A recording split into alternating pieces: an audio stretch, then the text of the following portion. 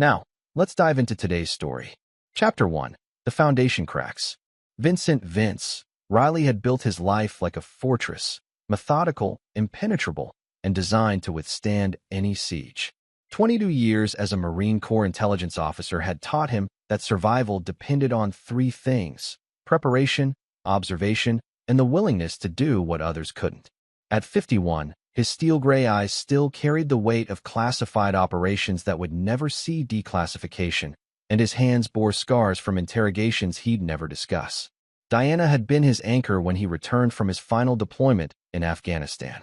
Beautiful, intelligent, and seemingly devoted, she'd given him Alex, a son who inherited Vince's analytical mind and Diana's striking features. For 15 years, their marriage had been his one sanctuary, the single place where Vincent Riley, the husband, existed separate from the man who'd once made terrorists disappear in Syrian safe houses. Their suburban Phoenix home reflected this careful balance. Diana's art studio occupied the converted garage, filled with half-finished paintings and sculptures that generated modest income from local galleries.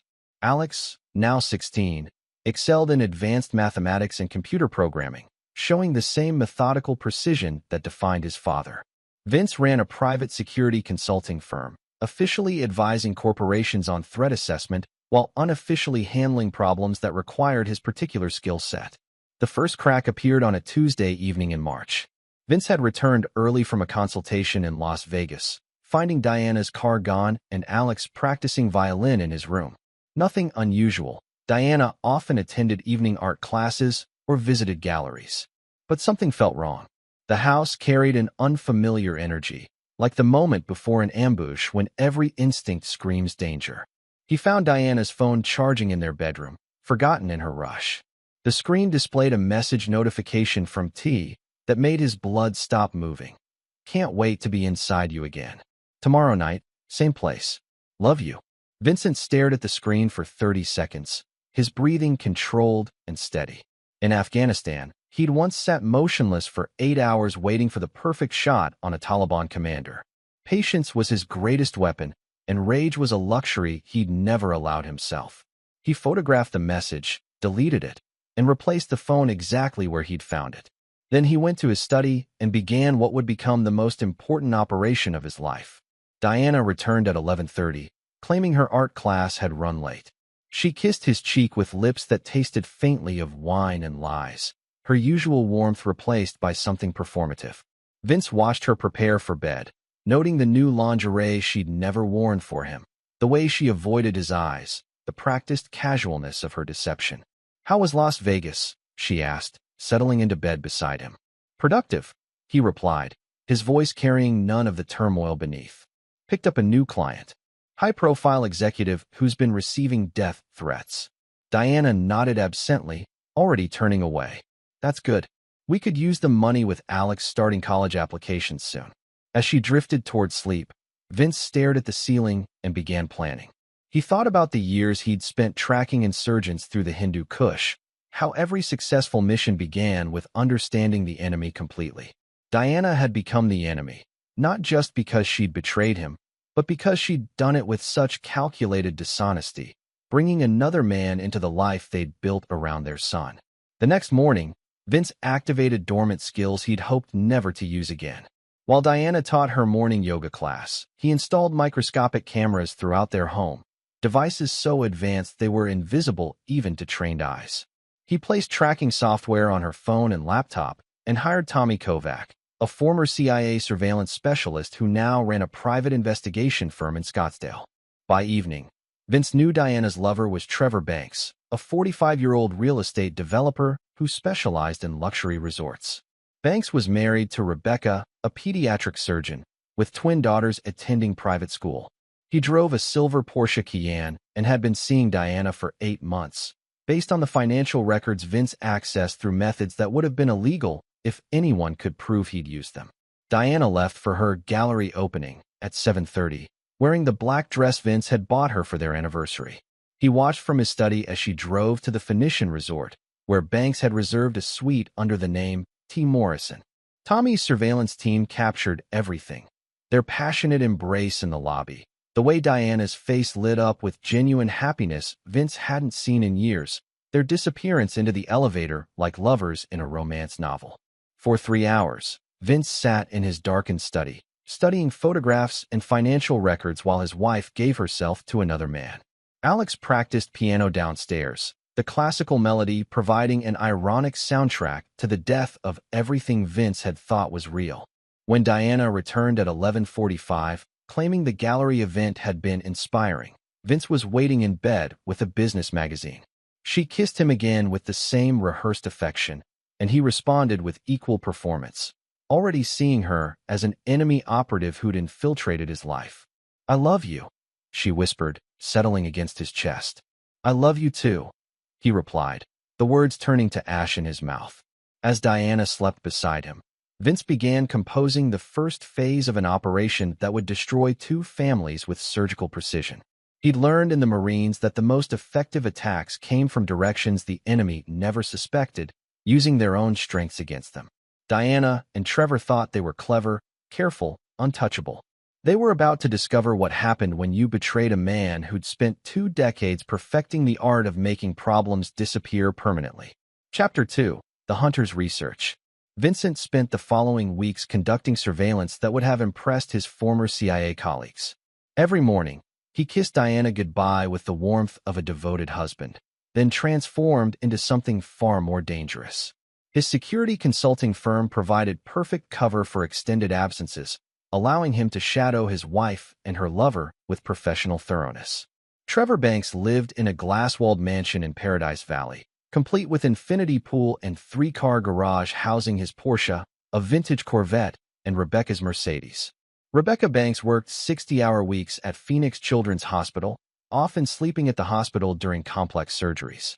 Their 16-year-old daughters, Emma and Sophia, attended Brophy College Preparatory and spent most afternoons at tennis lessons or violin practice. The Banks family portrait revealed everything Vince needed to know about Trevor's vulnerabilities. Here was a man who'd built his identity around success, control, and the admiration of others. His real estate empire depended on reputation, city council connections, and a carefully cultivated image as a devoted family man who donated generously to children's charities. Diana and Trevor's affair followed a predictable pattern. Tuesday afternoons at the Phoenician, Thursday evenings at Trevor's downtown loft, and occasional weekend trips when Rebecca worked emergency surgeries. They'd become sloppy in their confidence, texting constantly and meeting for coffee at public places where Vince's surveillance team documented every intimate moment. But it was Alex who provided the most devastating intelligence. Vince had noticed his son's increasing withdrawal, shorter responses, avoided eye contact, hours spent alone in his room beyond normal teenage behavior. One evening in April, while Diana attended another art class, Vince found Alex in the kitchen making a late-night snack. "Dad, can I ask you something?" Alex's voice carried unusual hesitation. "Always.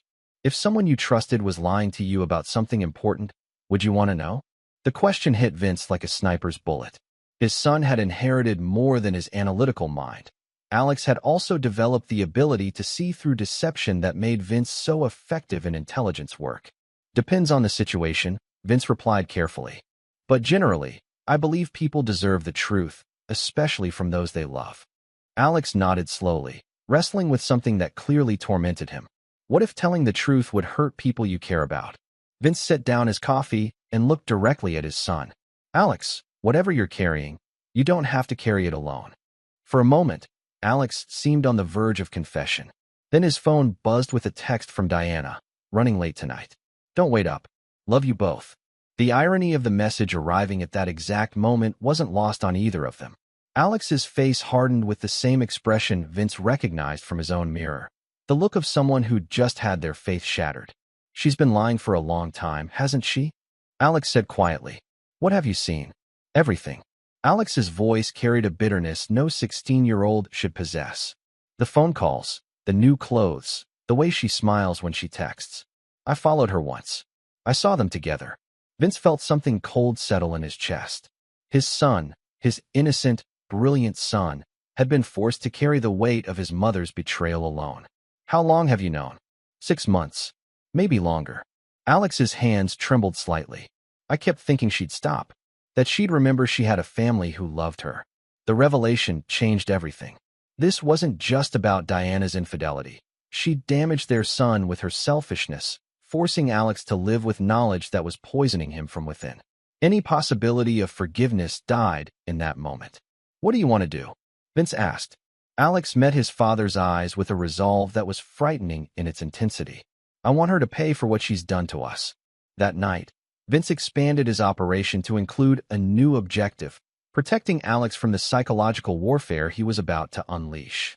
His son would need to be carefully managed through what was coming, guided toward healing rather than the destructive rage that Vince felt burning in his own chest. He also began researching Trevor Banks with the intensity he'd once reserved for high-value targets. Banks's real estate empire was built on leveraged investments and political connections that wouldn't survive public scrutiny. He'd used city council relationships to secure exclusive development rights, often at the expense of historic neighborhoods and low-income communities. More importantly, Trevor Banks was a man who'd never faced real consequences for his actions. Born into wealth, educated at private schools, handed opportunities that others would kill for, he'd lived an insulated life where charm and money solved every problem. He had no idea what was about to hit him. By May, Vince had assembled a complete psychological profile of both targets. Diana craved validation and excitement that her stable marriage couldn't provide.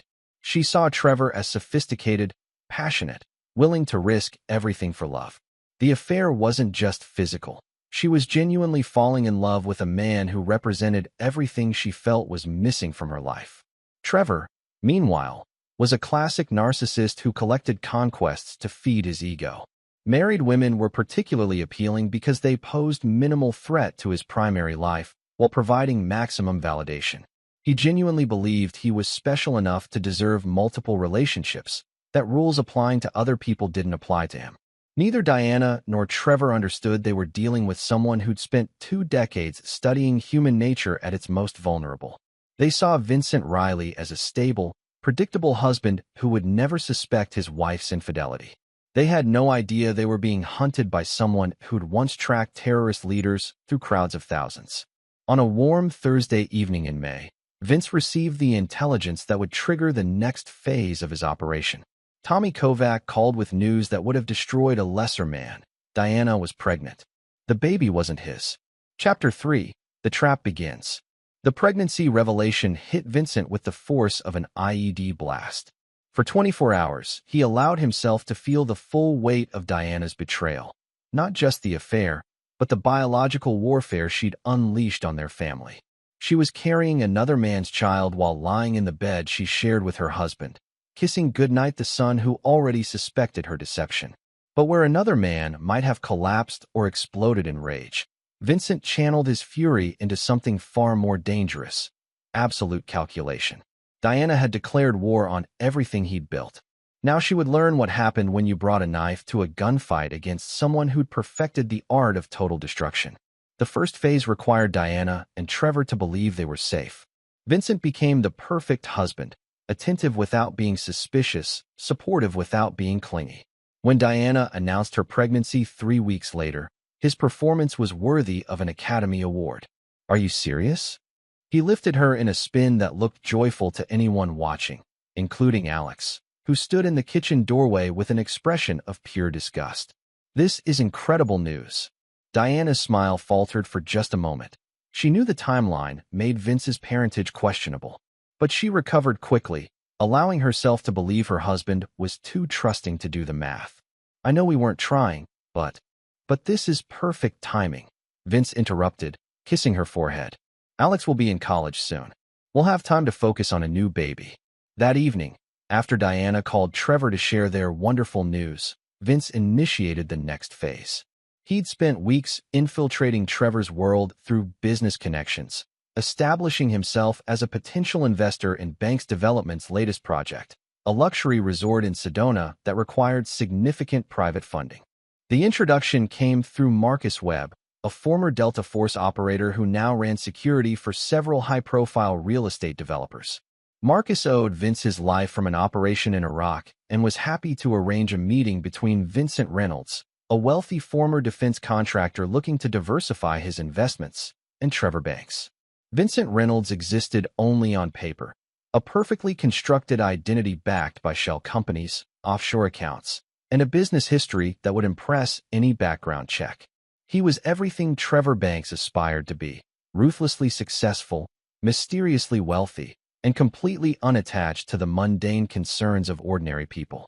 Their first meeting took place at Trevor's downtown office, a glass-walled monument to ego decorated with awards, photographs with politicians, and architectural models of his various developments. Trevor wore a $15,000 watch and kept glancing at his phone, probably texting Diana between discussing investment opportunities. "The Sedona project is my masterpiece," Trevor explained, gesturing to a scale model of a resort that would have been beautiful if it weren't built on a foundation of stolen happiness.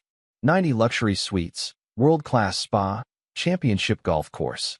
We're talking about creating the Southwest's premier destination for discerning travelers. Vincent studied the model with professional interest. "Impressive. What's your timeline for completion?" 18 months from groundbreaking. "We've already secured permits and preliminary financing, but we're looking for the right investor, someone who appreciates quality and isn't afraid of ambitious projects." "I appreciate both," Vincent replied, allowing just enough enigmatic authority to enter his voice. "I also appreciate discretion. My business interests require privacy." Trevor's eyes lit up with the greed that would ultimately destroy him. Here was exactly the kind of investor he needed: wealthy, private, and apparently unconcerned with traditional oversight.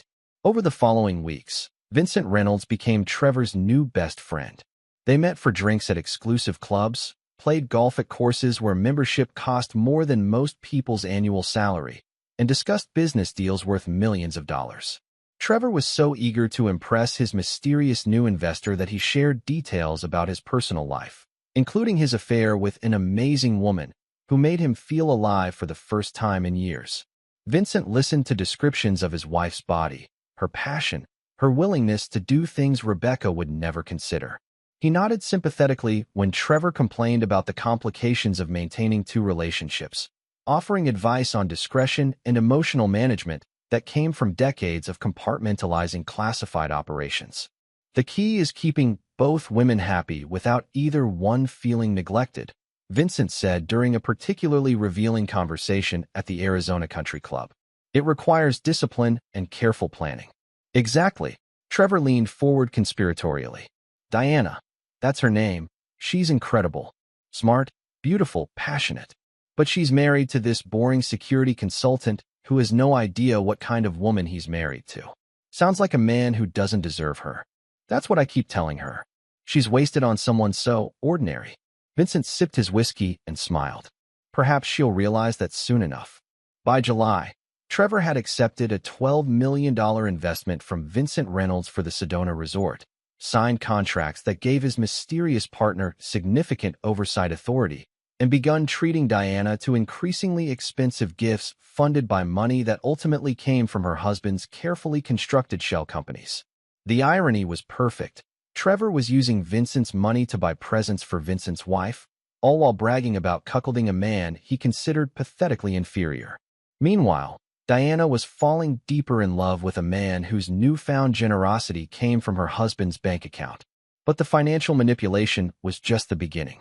Vincent had studied his target's weaknesses with clinical precision, and he'd identified the perfect pressure points to begin their systematic destruction. Trevor's greatest vulnerability wasn't financial. It was his ego. Everything he'd achieved depended on maintaining his image as successful, powerful, untouchable. Vincent began subtly undermining that image by introducing Trevor to increasingly questionable business associates, each one designed to create legal complications that would eventually destroy his reputation. Diana's weakness was her romantic idealization of her affair. She'd convinced herself that her relationship with Trevor was a great love story, tragic in its impossibility, but pure in its passion. Vincent began systematically destroying that fantasy by ensuring Diana discovered evidence of Trevor's other affairs, because of course there were others. The revelation came through a carefully orchestrated accident in late July. Vincent arranged for Diana to see Trevor with another woman at a restaurant where they thought they wouldn't be recognized. The woman was actually Lisa Chun, an undercover investigator on Vincent's payroll who specialized in honey trap operations. Diana's devastation was immediate and complete. She confronted Trevor, who initially denied everything before admitting to a meaningless fling that meant nothing compared to his feelings for her. But the damage was done. The perfect love story had revealed itself as just another sordid affair. What Diana didn't know was that her pain was being carefully documented. Vincent had cameras recording her tears, microphones capturing her arguments with Trevor, financial records showing every purchase made with emotion-driven irrationality. He was building a case that would destroy her credibility in any future legal proceeding, especially regarding custody of Alex. By August, both targets were beginning to experience the stress fractures that would eventually bring down their entire lives. Trevor was dealing with increasingly aggressive auditors asking questions about his business practices, while Diana was discovering that her perfect lover was just another selfish man who put his own needs first. Neither of them suspected that their growing problems were connected, or that the boring security consultant they dismissed as irrelevant was orchestrating their destruction with the precision of a military operation. But Vincent's real masterpiece was still to come. Everything so far had been preparation, softening the targets, gathering intelligence, positioning assets. The actual revenge would be far more brutal than anything they could imagine. As summer ended, Vincent began planning the endgame that would bring both Diana and Trevor to their knees simultaneously, destroying not just their relationship, but everything they valued in their separate lives. He'd learned their weaknesses, exploited their vulnerabilities, and positioned himself to strike from directions they'd never see coming. The man who'd once made terrorists disappear in Afghan caves was about to remind two suburban cheaters why betraying a professional killer was the last mistake they'd ever make. Chapter 4: Web of Deception. Vincent's surveillance network had evolved into something that would have impressed his former NSA contacts. Every aspect of Diana and Trevor's lives was now under constant observation through a combination of electronic monitoring, human assets, and psychological manipulation. They lived in a fishbowl, unaware that every conversation, every emotion, every secret was being cataloged by a man they both underestimated.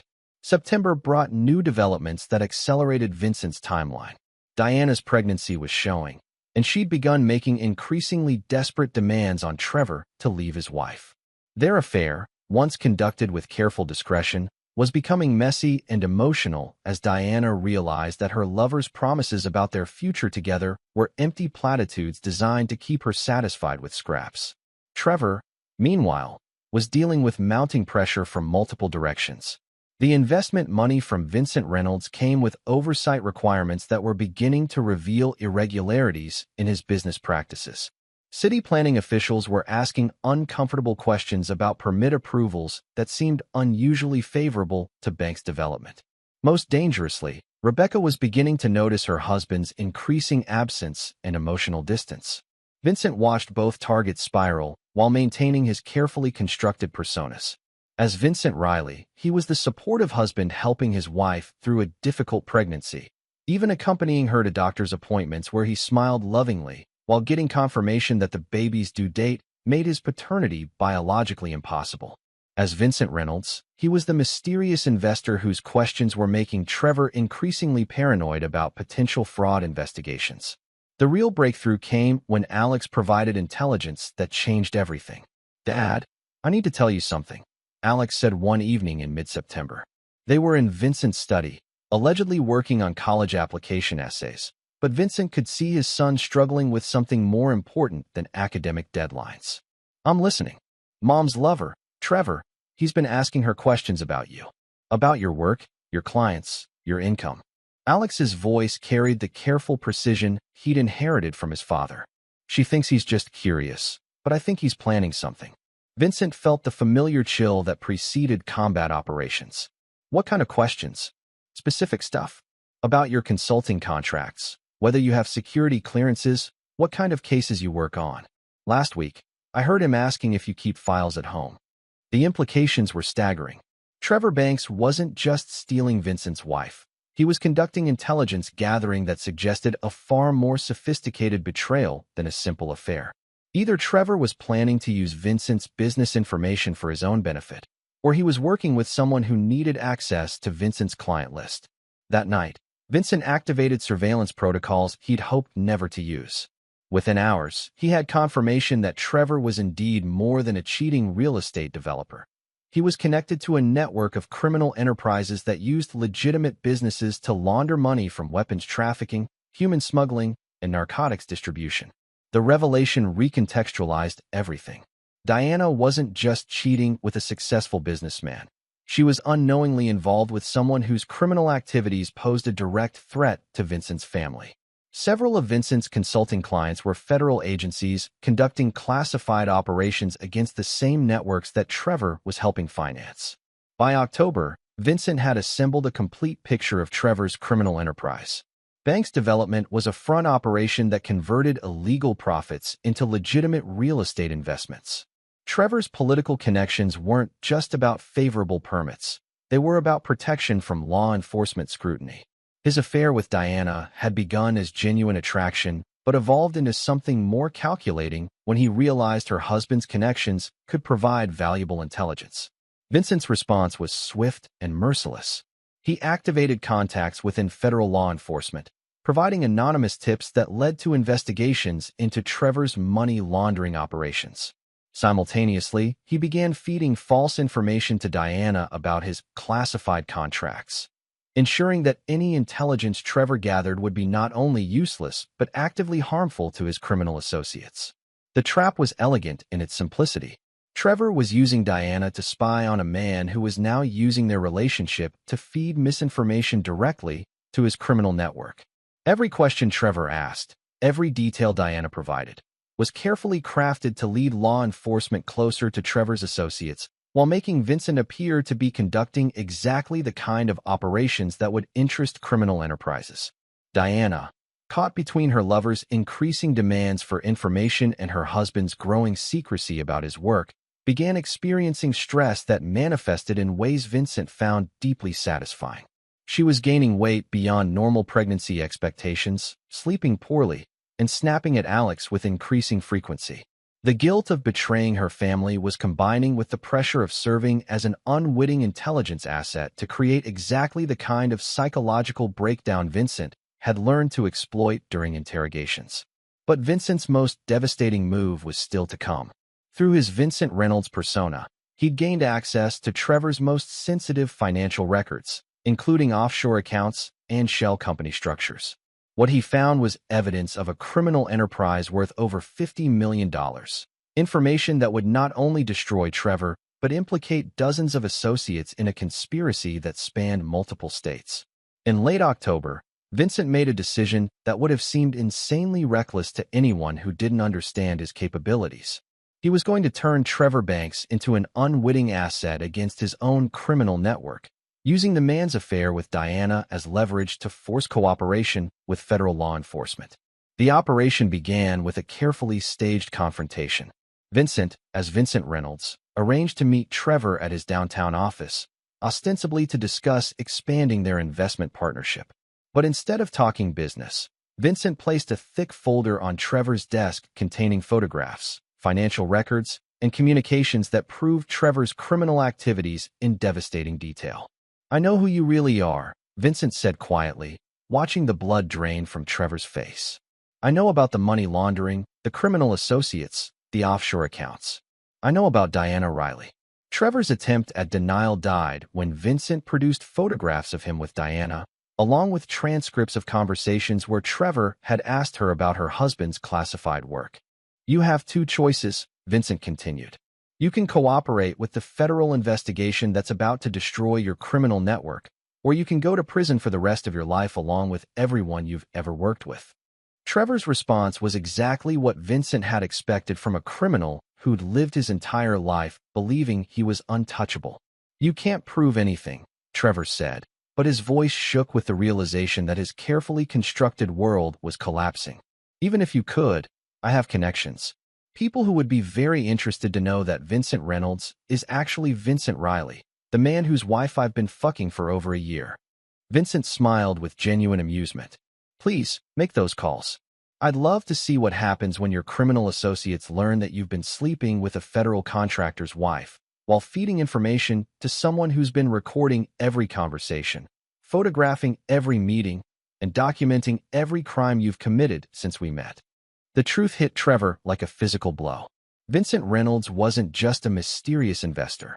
He was Vincent Riley, and the entire relationship had been an elaborate sting operation conducted by a man whose wife Trevor had betrayed. Diana has no idea what kind of man she married, Vincent said, standing to leave. She thinks she's in love with you. But you're about to discover what happens when you threaten someone who spent 20 years perfecting the art of making problems disappear permanently. Trevor's face went white. You're going to kill me. Kill you? Vincent laughed, a sound completely devoid of warmth. That would be merciful. I'm going to destroy everything you've ever cared about, turn you into a federal informant against your own people, and ensure that every day for the rest of your miserable life. You remember that you brought this on yourself by thinking you could steal from a man who's forgotten more about warfare than you'll ever learn about anything. As Vincent walked toward the door, Trevor made the mistake that would seal his fate. Diana's carrying my baby, he said desperately. If you destroy me, you destroy her too. Vincent turned back with an expression that made Trevor understand, for the first time, that he was dealing with someone genuinely dangerous. Diana stopped being my concern the moment she chose you over her family, Vincent replied. The baby isn't my responsibility either. But you're about to learn what happens when you threaten a man's son with your criminal activities. Alex doesn't deserve to pay for his mother's choices or your greed. That night, Vincent began the final phase of an operation that would leave no survivors among his enemies while protecting the only person who still mattered to him, his son, who'd shown loyalty in the face of betrayal and deserved better than the family that had failed him. The end game would be brutal, permanent, and absolutely final. Chapter 5: The Father's Warning. Robert Riley's death in early November changed everything. Vincent's father had been a decorated Vietnam veteran who'd taught his son that honor wasn't negotiable and betrayal demanded consequences. He'd been fighting pancreatic cancer for 6 months, a battle he'd hidden from most of the family to avoid what he called emotional theatrics. Vincent knew his father was dying. Robert had told him privately, man to man, with the straightforward honesty that defined their relationship. What Vincent didn't know was that his father had discovered Diana's affair and taken action to protect his son and grandson from the chaos he saw coming. The funeral was held on a gray Tuesday that matched Vincent's mood. Diana played the grieving daughter-in-law perfectly, clutching Vincent's arm while tears streamed down her face. She was 5 months pregnant now, showing enough that several relatives commented on how Robert would have loved to meet another grandchild. Each comment was a knife twist that Vincent endured with the stoicism his father had taught him. Alex stood beside his father throughout the service, but Vincent could see his son's attention wasn't on the eulogies. Alex was watching the crowd with the same analytical intensity Vincent used during threat assessments, noting who attended, how they behaved, who seemed out of place. After the burial, as family members gathered at Robert's house for the traditional meal, Vincent's mother Helen pulled him aside with an urgency that immediately triggered his professional instincts. "Vincent, I need to talk to you privately," she said, her voice shaking with something beyond grief. "About your father's last few days." They walked to Robert's study, a room that had always been off-limits during Vincent's childhood. Helen closed the door and turned to face her son with eyes that carried a fear Vincent had never seen before. "Your wife visited him the night before he died," Helen said, her words tumbling out in a rush. "She came alone, said she needed to tell him something important. They talked for over an hour. When she left, your father was different, agitated, angry in a way I hadn't seen since Vietnam." Vincent felt the familiar combat alertness flooding his system. "What did they talk about?" "I don't know. Robert wouldn't tell me. But after she left, he made phone calls. Private calls where he spoke in that voice he used during the war, cold, professional, dangerous. Then he wrote letters. 3 of them. He made me promise to give them to you after the funeral." Helen retrieved an envelope from Robert's desk. Vincent recognized his father's handwriting immediately, the precise script of a man who'd learned that unclear communication could get people killed. The first letter was addressed to Vincent. "Son, by the time you read this, you'll know what Diana has done to your family. I discovered her affair 3 weeks ago, along with evidence that her lover is involved in criminal activities that pose a direct threat to you and Alex. I've taken steps to ensure you have the information necessary to protect your family and seek appropriate justice. The other letters contain details that will help you finish what I've started. Your mother doesn't know the specifics. Protect her from what's coming. Your father who loves you. The second letter contained intelligence that made Vincent's blood run cold. Robert had used his own military connections to investigate Trevor Banks, discovering links to international arms trafficking that went far beyond simple money laundering. Trevor wasn't just a criminal. He was part of a network that supplied weapons to terrorist organizations Vincent had spent years hunting. The third letter was the most devastating. Vincent, Diana knows about your classified work with federal agencies. She's been passing information to Banks, who's been sharing it with associates connected to Syrian weapons smuggling operations. Your cover has been compromised. Protect Alex and eliminate the threat permanently. This is a direct order from your commanding officer. Vincent read the letters twice, then handed them to his mother. Her face went ashen as she absorbed the implications. Your father was going to tell you everything, Helen said quietly. He was planning to survive long enough to help you handle this situation. But the stress of what he'd discovered, it accelerated the cancer. Diana killed him as surely as if she'd put a gun to his head. Before Vincent could respond, footsteps in the hallway announced someone approaching the study. Alex appeared in the doorway, his face grim with determination that reminded Vincent powerfully of Robert. Dad, you need to hide, Alex said urgently. Before they come. Who's coming, Alex? Trevor's people. I've been monitoring his communications for weeks. Alex's voice carried the steady calm of someone delivering a professional briefing. He knows you're Vincent Reynolds. He knows about the federal investigation. He's decided to eliminate the threat before you can testify. As if summoned by Alex's warning, the sound of vehicles pulling into the driveway echoed through the house. Vincent moved to the window and saw two black SUVs with government plates, but he recognized the vehicles from surveillance photos. They belonged to Trevor's criminal associates, likely armed and definitely dangerous. How long do we have? Vincent asked. Maybe 2 minutes before they position themselves around the house, Alex replied. Grandma, is there another way out? Helen pointed to a door Vincent hadn't noticed, built into the wall paneling so seamlessly it was nearly invisible. Your father installed this during the Cold War. It leads to the garage. As Vincent moved toward the hidden door, Alex grabbed his arm.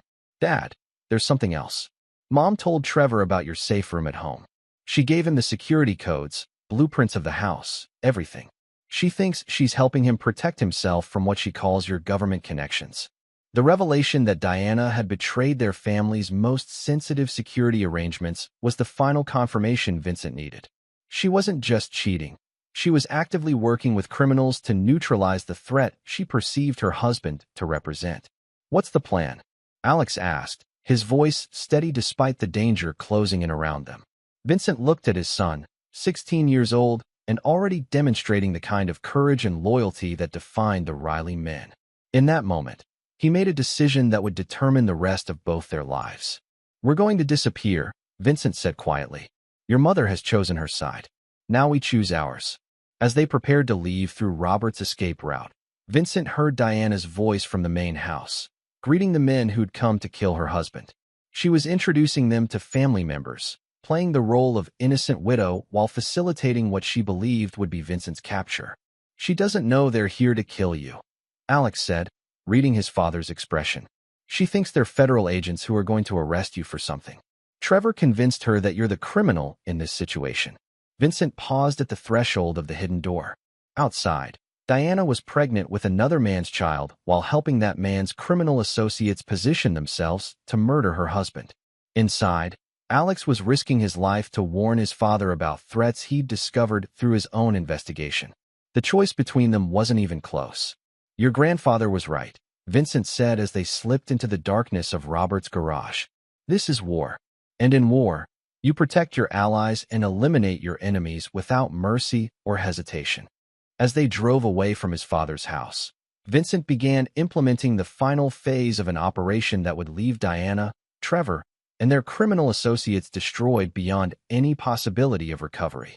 But more importantly, he was beginning a new life with the one person who'd remained loyal when everything else fell apart. Alex had chosen to stand with his father. Now Vincent would show him what that loyalty was worth, and what happened to people who made the mistake of threatening the Riley family. The end game was about to begin, and there would be no survivors among his enemies. Chapter 6. The Reckoning Begins. Vincent and Alex spent their first night as fugitives in a safe house that officially didn't exist, a property Vincent had purchased years earlier under an identity so deeply buried that even federal agencies would struggle to trace it. Located in the desert outside Flagstaff, the house was equipped with military-grade communications equipment, weapons that could stop a small army, and surveillance technology that covered a 5-mile radius. As Alex explored their temporary home with the fascination of someone discovering his father's secret life, Vincent activated protocols he'd hoped never to use. Within hours, he'd established contact with former teammates scattered across 3 continents, each one owing Vincent debts that transcended money or favors. "Dad, this place is incredible," Alex said, examining a computer system that looked like mission control for a space launch. "How long have you been preparing for something like this?" "Since the day you were born," Vincent replied honestly. "I've always known that my past might catch up with our family. I just never expected the threat to come from inside our house." The next morning brought confirmation of what they'd escaped. Tommy Kovac called with news that Vincent's home had been raided by armed men claiming to be federal agents. Diana had let them in, believing they were there to arrest her husband for unspecified crimes against national security. Instead, they'd torn the house apart looking for evidence that didn't exist, then disappeared when real federal agents arrived to investigate reports of suspicious activity. "Diana's playing the confused wife perfectly," Tommy reported, "telling everyone that you've been acting strangely, that she's worried about your mental health since your father's death. She's even suggested that you might have kidnapped Alex." Vincent felt a cold satisfaction settling in his chest. Diana was following exactly the script he'd expected, portraying herself as an innocent victim of her husband's apparent psychological breakdown, while secretly hoping that Trevor's people had eliminated the threat to their relationship. What about Trevor? Disappeared. His office is closed, his phones are disconnected, and Rebecca filed a missing person report yesterday. But here's the interesting part. She also filed for emergency divorce and froze all their joint accounts. Seems Mrs. Banks discovered evidence of her husband's extracurricular activities. The revelation that Rebecca had abandoned Trevor was another piece falling into place. Vincent had spent months feeding Rebecca information about her husband's affairs, using anonymous tips and carefully placed evidence to ensure she discovered Trevor's betrayals at the worst possible moment. But Vincent's real masterpiece was just beginning. Over the following week, he orchestrated a campaign of psychological warfare that targeted Diana and Trevor's criminal associates with the precision of a surgical strike. Phase 1 involved releasing carefully edited surveillance footage to federal law enforcement agencies. The recordings showed Trevor discussing weapons trafficking with associates, but they'd been manipulated to make it appear that Diana was present during these conversations. To investigators, it would look like Vincent Riley's wife was an active participant in international arms dealing. Phase 2 was more personal. Vincent began appearing to Diana in places where she thought she was safe: grocery stores, restaurants, her art studio, always just long enough for her to see him before he vanished. To anyone watching, it looked like coincidence. To Diana, it was clear evidence that her husband was stalking her with the skills he'd learned during his military career. The psychological pressure was devastating. Within days, Diana was sleeping poorly, jumping at shadows, and making increasingly erratic decisions that painted her as unstable to anyone observing her behavior. Her pregnancy was making her emotional volatility worse, creating a feedback loop that was destroying her credibility with everyone around her. But Vincent's most brutal move was using Alex as bait. "I need you to call your mother," Vincent told his son one evening in mid-November. They were in the safe house's communications center, surrounded by monitors showing surveillance feeds from around Phoenix. "Tell her you're safe, but that you can't come home because of what you've learned about her affair." Alex looked uncertain for the first time since they'd fled. "Won't that put her in danger?" "She's already in danger. The criminals she's been helping want to eliminate anyone who can connect them to Trevor. That includes her. The only way to protect her now is to make her understand the truth about what she's been involved in." The phone call was devastating to listen to. Diana answered on the first ring, her voice desperate with worry and relief. "Alex, thank God. Where are you? I've been going crazy with worry. I'm safe, Mom. But I can't come home. What do you mean? Where's your father? People are saying he's dangerous, that he might hurt you. Dad's protecting me. From the people you've been helping. The silence stretched for nearly 30 seconds before Diana found her voice. I don't understand. What people? Trevor's people, Mom. The criminals he works with. The ones who want to kill Dad because he knows about their weapons trafficking. Vincent listened as Diana tried to process information that shattered everything she thought she knew about her situation. In her mind, Trevor was a successful businessman being persecuted by her unstable husband. The possibility that Trevor was actually a criminal who'd used her to gather intelligence against federal operations was so far outside her reality that she couldn't immediately accept it. That's impossible, Diana said finally. Trevor isn't a criminal. He's being targeted by your father because of our relationship. Mom, I've seen the evidence. Financial records, surveillance footage, communications with arms dealers. Trevor isn't just cheating on his wife. He's helping terrorists get weapons. No, that's not true. Your father is lying to you, manipulating you. Dad didn't tell me about Trevor's criminal activities, Alex interrupted. I discovered them myself. I've been investigating Mom's affair for months, trying to understand why she would destroy our family. What I found was that Trevor Banks has been using her to spy on a man whose job is hunting people exactly like him. The conversation ended with Diana hanging up in denial and rage. But Vincent knew the seeds of doubt had been planted. Over the following days, Diana would begin questioning things she'd accepted without examination, looking for evidence that would either prove or disprove her son's accusations. What she would find would destroy what remained of her carefully constructed fantasy about her relationship with Trevor Banks. Because Vincent had spent months ensuring that the evidence would be impossible to deny, positioned perfectly for her to discover, and devastating enough to shatter every illusion she'd built about the man she thought she loved. The trap was closing, and Diana was about to learn what happened when you betrayed a family that had spent generations perfecting the art of war. Chapter 7. The Noose Tightens. Diana's world began crumbling exactly as Vincent had orchestrated. Within days of Alex's phone call, she discovered evidence that transformed her perception of Trevor from romantic hero to criminal predator. The revelation came through sources she trusted, her own investigation, documents she found accidentally, phone calls she wasn't supposed to overhear. Vincent watched her psychological destruction through surveillance cameras placed throughout their home, which Diana had never discovered. He saw her reading financial records that proved Trevor's criminal connections, listening to recorded phone calls where Trevor discussed eliminating threats with casual brutality, and slowly realizing that her pregnancy had made her a liability to a man who'd never actually loved her. The breaking point came when Diana tried to contact Trevor and discovered his phone numbers were disconnected. Desperate for answers, she drove to his downtown office and found it abandoned, with federal seizure notices taped to the windows. Trevor Banks had disappeared completely, leaving behind a trail of evidence that implicated everyone who'd worked with him, including the pregnant woman who'd been passing him intelligence about federal operations. That evening, Vincent initiated the final phase of his psychological campaign. He sent Diana a package containing photographs of Trevor with other women, financial records proving he'd been lying about his business success, and a letter written in Trevor's handwriting, actually forged by a specialist Vincent had used during psychological operations in Afghanistan. The letter was a masterpiece of manipulation. Diana, by the time you read this, I'll be gone. The situation with your husband has become too dangerous to continue. I need you to understand that our relationship was never about love. It was about accessing information through you that my associates needed for legitimate business purposes. I'm sorry you became emotionally involved, but I can't risk my family's safety for someone who was always just a means to an end. Don't try to contact me. Move on with your life and forget we ever met.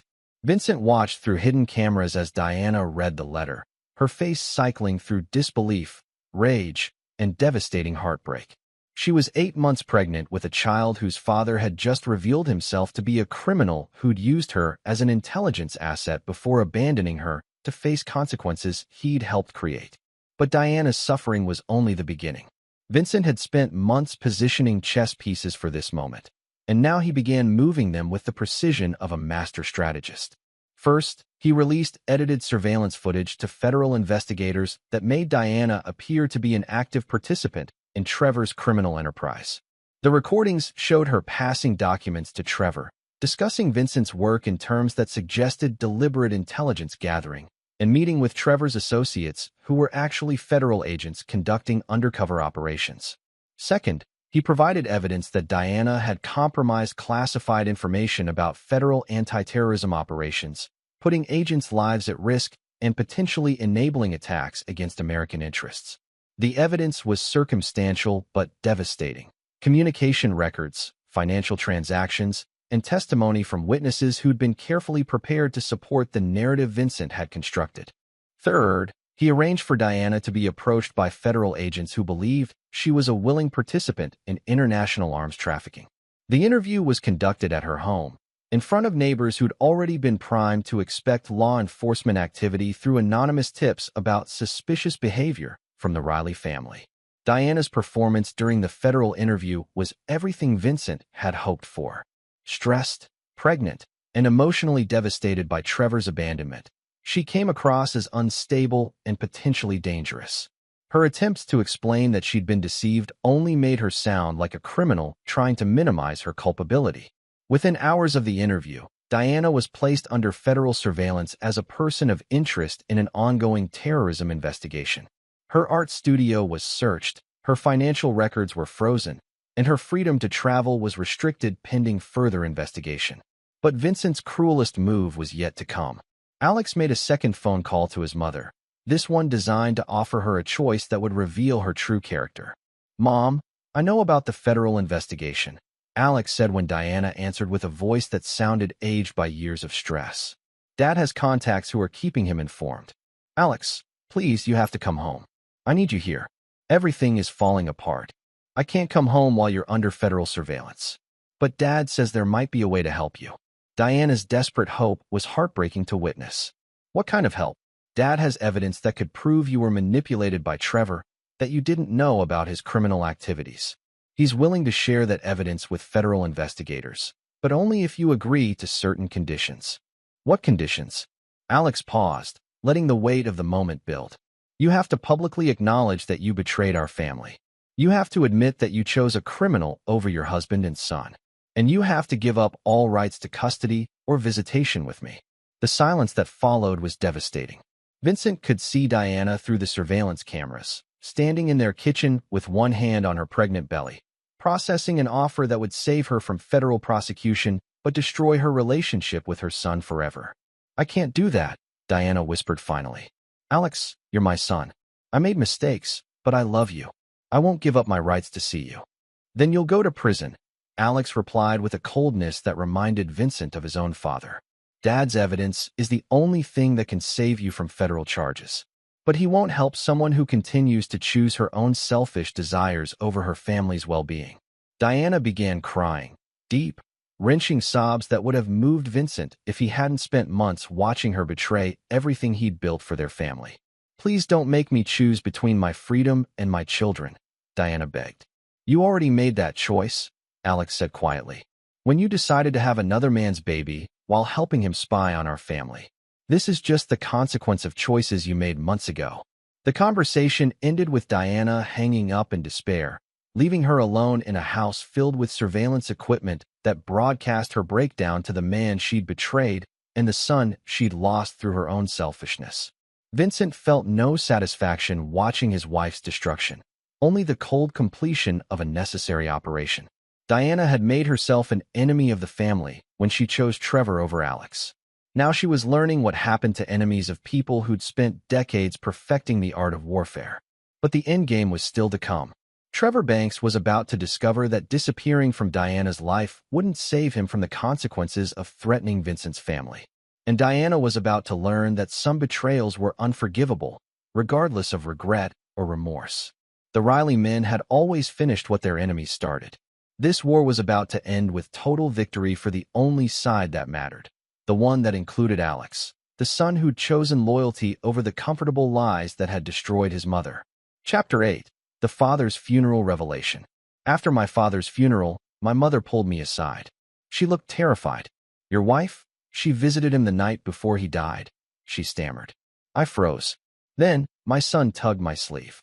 He whispered, Dad, you need to hide before they come. Two black SUVs pulled up.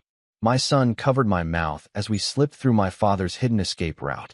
This was the moment Vincent had been preparing for since childhood, when his father's lessons about warfare, honor, and loyalty would determine whether his family survived or was destroyed by enemies who'd underestimated them. Hidden in the safe house with Alex, Vincent finally understood the full scope of what his father had discovered before his death. Robert Riley hadn't just uncovered Diana's affair. He'd identified a complex conspiracy that used romantic relationships to infiltrate federal contractors and gather intelligence about anti-terrorism operations. Trevor Banks was part of a criminal network that specifically targeted the wives of men with security clearances, using affairs to gain access to classified information that was then sold to international arms dealers. Diana wasn't Trevor's first target. She was simply the latest in a series of betrayed wives who'd unknowingly compromised national security for the illusion of love. Dad, look at this, Alex said, studying intelligence reports that Robert had compiled before his death. Trevor has been running this operation for 5 years. 12 different women, all married to men with federal contracts or military backgrounds. Vincent examined the files with growing anger. Each case followed the same pattern: extended courtship, emotional manipulation, gradual extraction of intelligence, then abandonment when the targets became liabilities. Several of the women had ended up in federal prison when they couldn't prove their innocence. Others had committed suicide rather than face the consequences of their unintentional treason. Diana was scheduled to be target number 13 in a series that had already destroyed dozens of lives. Grandpa found all this. Alex asked, Your grandfather was still connected to people who track these kinds of operations, Vincent replied.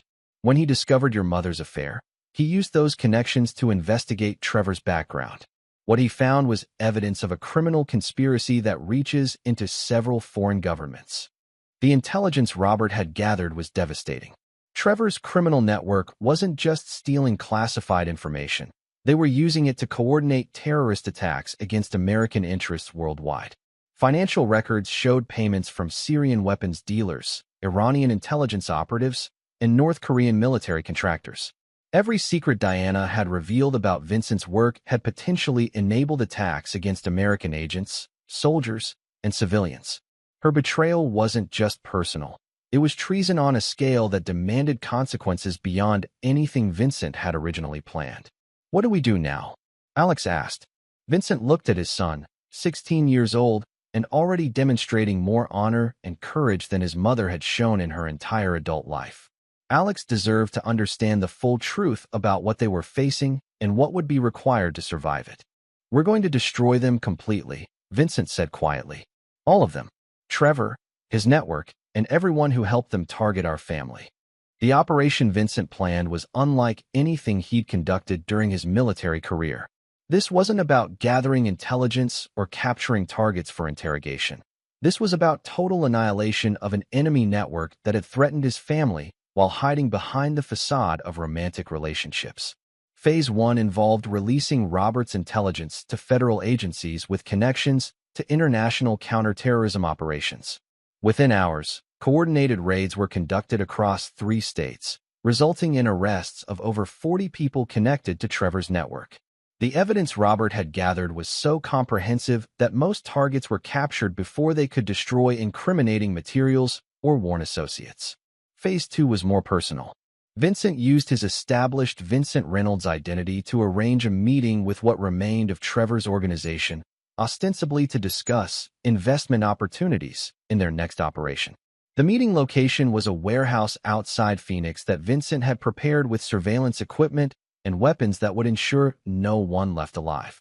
Trevor attended the meeting with 6 associates, believing they were about to recruit a wealthy investor who could help them expand their operations into new markets. Instead, they found themselves facing a man who'd spent 20 years perfecting the art of eliminating threats to American security. Gentlemen, Vincent said as his targets realized the warehouse doors had been sealed and their communications were being jammed, my name is Vincent Riley. You've been trying to kill me for the past month. Tonight, we're going to discuss why that was a mistake. What followed was an interrogation that revealed the full scope of the criminal network Robert had identified. Under pressure that made enhanced interrogation techniques seem gentle, Trevor's associates provided information about operations in 12 countries, planned attacks against federal facilities, and the identities of foreign agents who'd been coordinating with their network. Trevor himself broke after watching Vincent demonstrate exactly what happened to people who threatened federal contractors' families. The psychological pressure of watching his associates systematically eliminated, combined with the realization that Vincent Riley was something far more dangerous than a suburban security consultant, reduced him to a sobbing wreck who confessed to crimes spanning a decade. "Please," Trevor begged as Vincent prepared to implement the final phase of his interrogation. "I'll tell you everything. Every contact, every operation, every target. Just don't kill me." Vincent considered the request with the clinical detachment that had made him effective during classified operations. Trevor Banks possessed information that could save lives and prevent terrorist attacks. But he'd also used Diana to target Vincent's family, putting Alex at risk and contributing to Robert's death through the stress of discovery. "You're going to call Diana," Vincent said finally. "You're going to tell her exactly what you used her for. Then you're going to confess your crimes to federal investigators and provide testimony that will destroy your entire network. And then you'll let me live?" Vincent smiled with an expression that made Trevor understand he was negotiating with someone who'd forgotten more about killing than most people would ever learn about anything. "Then I'll make sure your death is quick instead of lasting the several days I originally planned." The phone call to Diana was recorded and broadcast live to federal agencies monitoring the operation. Trevor's confession, delivered while surrounded by evidence of his associate's fate, was so comprehensive that it implicated criminal networks in 7 countries and provided intelligence that would prevent dozens of planned attacks. Diana listened to Trevor explain how he'd targeted her specifically because her husband's background made her a valuable intelligence asset, how he'd manipulated her emotions to extract classified information, and how he'd planned to abandon her once the baby was born and she became too much of a liability to maintain. "I never loved you," Trevor said, his voice broken by fear and the certainty of his approaching death. "You were just another target in an operation that's been running for years. I'm sorry you got emotionally involved, but this was always about business." The call ended with Diana's world completely shattered. Everything she believed about her relationship with Trevor was revealed as elaborate manipulation designed to exploit her vulnerabilities and betray her family. The man she'd loved enough to destroy her marriage was a terrorist operative who'd used her pregnancy as cover for an intelligence operation. As Trevor provided his final testimony to federal investigators, Vincent prepared to fulfill the promise he'd made. But first, he had one more call to make. "Diana, this is Vincent. Alex and I are safe. Trevor won't be contacting you again. The federal investigation will be concluded within the week, and you'll be cleared of all charges. But understand this. Our marriage ended the moment you chose him over our family. You'll never see Alex or me again." Diana's response was everything Vincent had expected: desperate pleas for forgiveness, promises to rebuild their family, desperate attempts to explain her actions in ways that might excuse the inexcusable. "Vincent, please, we can work through this. I was manipulated, I didn't know." "You knew enough," Vincent interrupted. "You knew you were betraying your family every time you met with him. You knew you were risking Alex's safety every time you passed him information about my work. You made your choice. Now live with the consequences." The conversation ended with Diana alone in their house, pregnant with a dead terrorist child, surrounded by the ruins of a life she'd destroyed through her own selfishness. Vincent kept his promise to Trevor. The death was quick and professional, conducted after all useful intelligence had been extracted and recorded. The terrorist who'd targeted the Riley family simply disappeared, along with his associates, leaving behind evidence that would prevent countless attacks while ensuring no one could threaten Vincent's family again. But Vincent's most important work was yet to come: building a new life with Alex, the son who'd chosen loyalty over comfort and deserved better than the family that had failed him. Chapter 9: Blood Runs Deeper. 6 months later, Vincent and Alex stood on the deck of a cabin in the Montana wilderness, watching sunrise paint the mountains in shades of gold and crimson. The federal investigation had concluded with over 60 arrests across 4 countries, dismantling a terrorist network that had been operating undetected for nearly a decade. Diana had been cleared of all charges, officially classified as an unwitting victim of a sophisticated intelligence operation.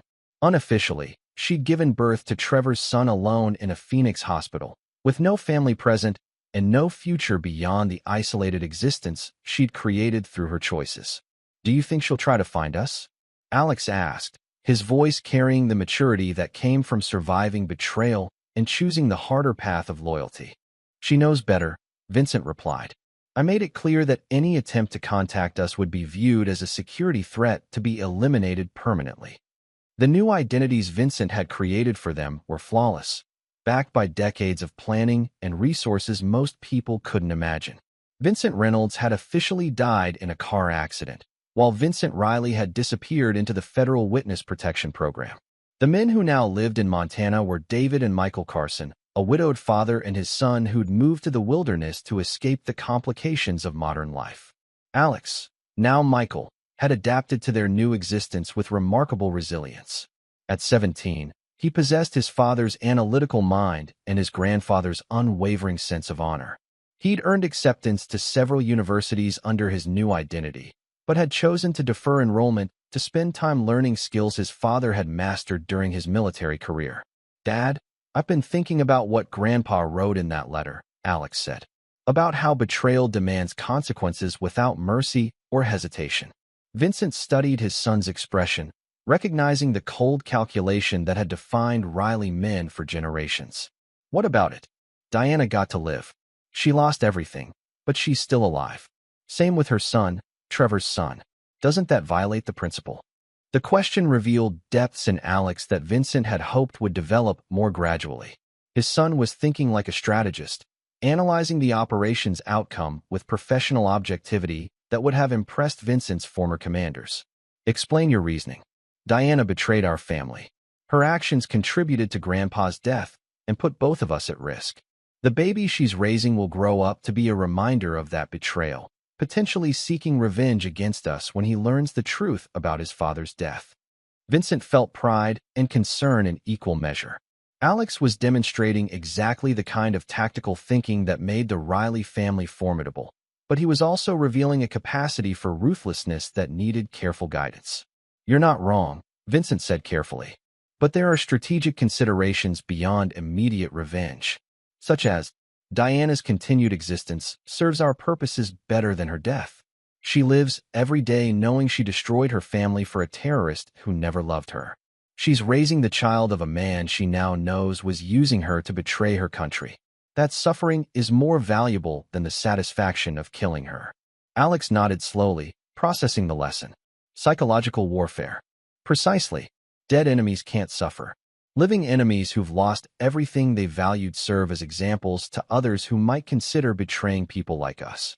They stood in comfortable silence, watching eagles circle the peaks that surrounded their new home. Vincent had chosen this location because it reminded him of Afghanistan, beautiful, isolated, and defensible against any threat that might emerge from their past. "What about college?" Vincent asked. "Are you reconsidering your deferment?" Alex shook his head. "I want to learn everything you can teach me first. Academic knowledge is useful, but I need to understand how to protect what matters when civilized solutions aren't sufficient." The decision pleased Vincent more than he'd expected. Alex was choosing to follow the path that had defined Riley men for generations, preparing for wars that others hoped would never come, developing capabilities that peaceful people couldn't imagine needing. "It won't be easy," Vincent warned. "The training I'll give you goes beyond anything taught in military schools. You'll learn things that will change how you see the world permanently." "I understand. But after what we've been through, I can't imagine living like normal people who trust that others will protect them." Diana trusted that you would never discover her affair. Trevor trusted that his criminal network would protect him from consequences. Both of them learned what happens when you underestimate people who've prepared for war. That evening, Vincent began Alex's education in earnest. They started with surveillance detection, counterintelligence techniques, and psychological operations that would enable Alex to identify and neutralize threats before they could damage whatever family he eventually built. But Vincent's most important lesson came through a phone call they monitored from Diana's home in Phoenix. Diana was talking to her mother, describing the isolation and depression that had consumed her life since Trevor's disappearance and Vincent's abandonment.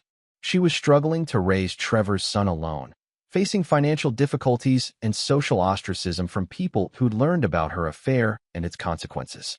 "I destroyed everything good in my life for a man who was using me," Diana said, her voice carrying the weight of absolute hopelessness. "Vincent and Alex were the best parts of my world, and I threw them away for someone who was planning to betray our country." Alex listened to his mother's suffering with an expression of cold satisfaction that reminded Vincent powerfully of his own father. "She deserves worse," Alex said when the call ended. "Perhaps, but she's also served her purpose. Diana's destruction is complete, and her existence no longer threatens us." Sometimes the most effective revenge is simply allowing enemies to live with the consequences of their choices. And if she tries to rebuild her life, finds happiness again, Vincent smiled with an expression that carried hints of the violence he'd learned to hide. "Then we'll remind her why that's not permitted. But I doubt it will be necessary. Some betrayals destroy people from the inside. Diana will never escape what she did to her family." As they prepared for bed in their mountain fortress, Vincent felt a satisfaction deeper than anything he'd experienced during his military career. He'd protected Alex from the consequences of Diana's betrayal, eliminated threats to their family's security, and ensured that betrayers paid appropriate prices for their treachery. More importantly, he'd raised a son who understood that loyalty was earned through shared sacrifice, and that some principles were worth more than comfort, security, or the approval of people who'd never faced real tests of character. The Riley family had survived another war, stronger and more dangerous than before. Alex would carry forward lessons that would protect whatever family he eventually built, ensuring that future generations would never be vulnerable to the kind of betrayal that had almost destroyed them. Diana could keep Trevor's son as a reminder of her choices. Vincent had something far more valuable, a son who'd chosen honor over comfort and would never forgive those who threatened what mattered most. In the end, blood truly did run deeper than any other loyalty. And the Riley blood had been tested by betrayal, purified by warfare, and proven stronger than anything their enemies could bring against them. The war was over. The right side had won. Everything else was just consequence management for people who'd learned too late what it meant to betray a family that had spent generations perfecting the art of permanent victory.